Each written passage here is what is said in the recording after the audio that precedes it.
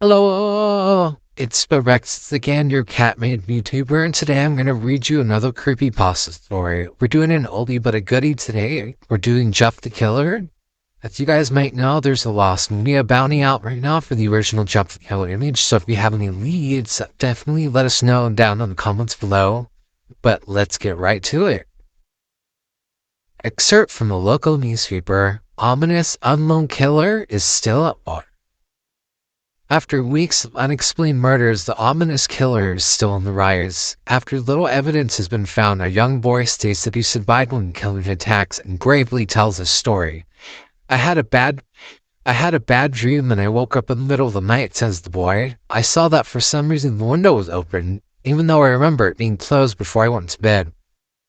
I got up and shuddered once more. Afterwards, I simply crawled under my covers and tried to get back to sleep. That's when I had a strange feeling, like someone was watching me. I looked up and nearly jumped out of my bed. There, in a little ray of light, illuminating from between my curtains, were a pair of two eyes. They weren't regular eyes, they were dark, ominous eyes. They were bordered in black and just plain out terrified me. That's when I saw his mouth. A long, horrendous smile that made every hair of my body stand out. The figure stood there, watching me. Finally, after what seemed like forever, he said it. A simple phrase, but in a way that could make a madman speak.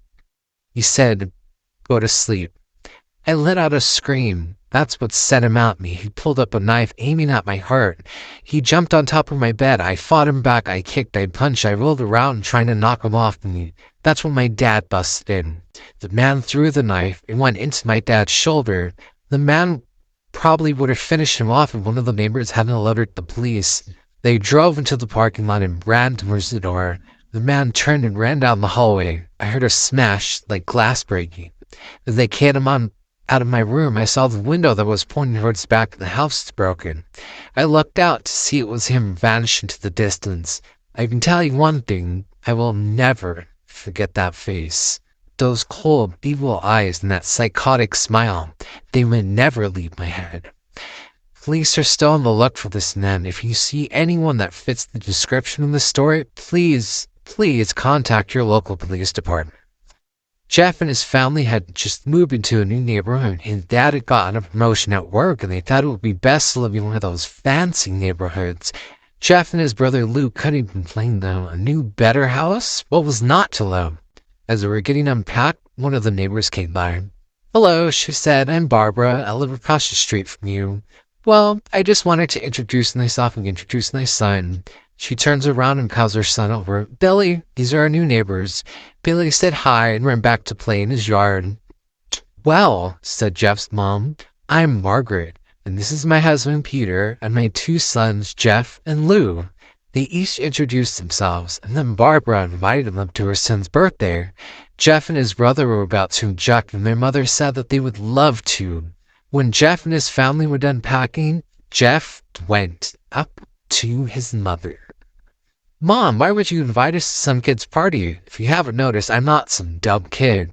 "Jeff," said his mother, "we just moved here. We should show that we want to spend time with our neighbors. Now we're going to that party, and that's final." Jeff started to talk but stopped himself, knowing that he couldn't do anything. Whenever his mom said something, it was final. He walked up to his room and plopped down on his bed. He sat there looking at his ceiling when suddenly he got a weird feeling. Not so much pain, but a weird feeling. He dismissed it as just some random feeling. He heard his mother call him down to get his stuff and he walked down to get it. The next day, Jeff walked downstairs to get breakfast and got ready for school. As he sat there eating his breakfast, he once again got that feeling. This time it was stronger. It gave him a slight tugging pain, but once again he dismissed it. As he and Lou finished breakfast, they walked down to the bus stop. They sat there waiting for the bus when all of a sudden some kid in a skateboard jumped over them, only inches above their laps. They both jumped back in surprise. "Hey, what the hell?" The kid leaned in and turned back to them. He kicked his skateboard off and caught it in his hands. The kid seemed to be about 12, 1 year younger than Jeff. He wears an Aeropostale shirt and ripped blue jeans. Well, it looks like we got some new meat."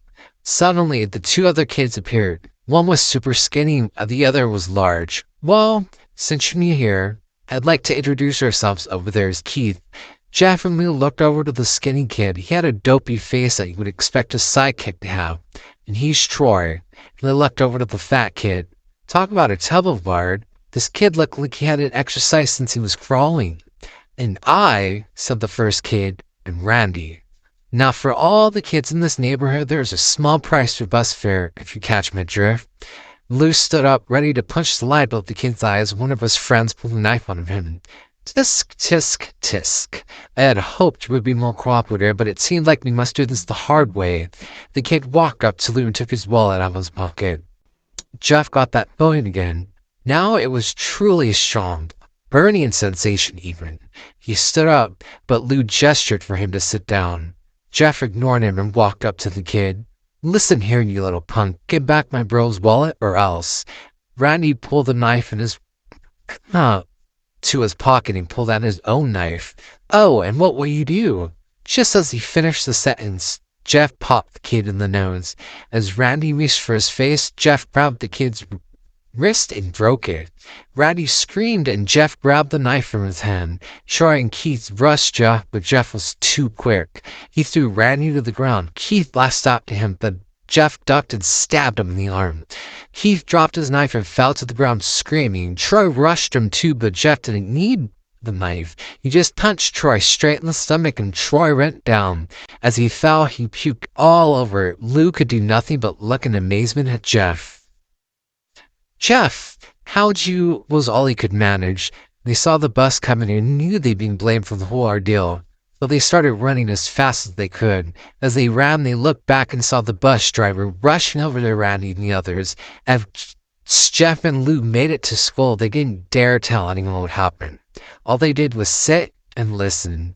Lou just thought it was his brother beating up a few kids, but Jeff knew it was more. It was something scary. As he got that feeling, he felt how powerful it was. The earth should just hurt someone.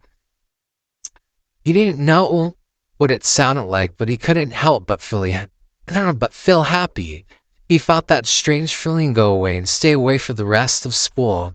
Even as he walked home due to the whole thing near the bus stop and how he probably wouldn't be taking the bus anymore, he felt happy. When he got home, his parents asked him how his day was, and he said, in a somewhat ominous voice, "It was a wonderful day." Next morning, he heard a knock at his front door. He walked out and found 2 police officers at the door, his mother looking back at him with an angry look. Jeff, these officers tell me that you attacked 3 kids, that it wasn't regular fighting, and that they were stabbed. Stabbed! Jeff's gaze fell while showing his mother that it was true.